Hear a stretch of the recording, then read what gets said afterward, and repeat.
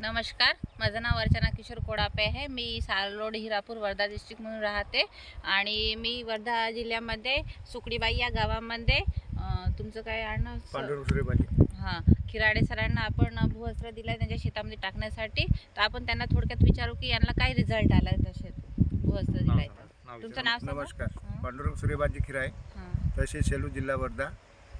मी शेतामध्ये चना पेरलाय 2 एकरमध्ये।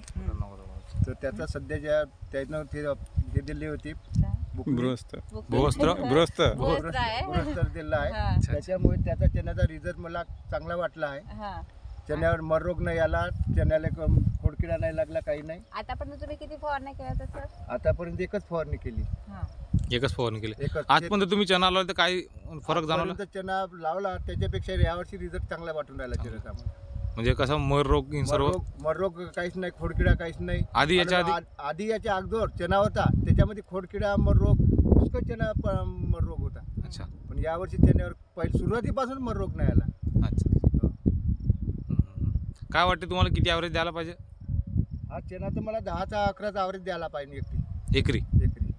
आता फुलं तुम्हाला बड्या दिसतात? फुलं बड्या दिसून राहिले तर 10 क्विंटलचा ॲव्हरेज, 11 क्विंटलचा ॲव्हरेज एकरी चना द्यायला। आजपर्यंत किती काढत होते?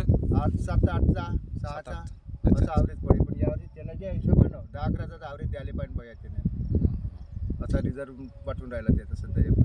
आपलं जे वस्तू आहे वापरायला पाहिजे की नाही पाहिजे? काऊन नाही वापरायला पाहिजे? वापरणं जरूर आहे, तेव्हाच एवढा रिझल्ट दाखवून राहिला ना। वापरला नसता तर रिझल्ट दाखवला नसता ना त्यानं, बरोबर चण्यानं। आता याच्या पुढे तुम्ही वापरा। आता याच्या पलीकडे पुन्हा जास्त लागेल तर तुम्ही वापरू। कारण ऑर्गॅनिक आहे। हो, याच्या पलीकडे जास्त वापरू लागेल। चालेल, ठीक आहे, धन्यवाद। धन्यवाद। धन्यवाद।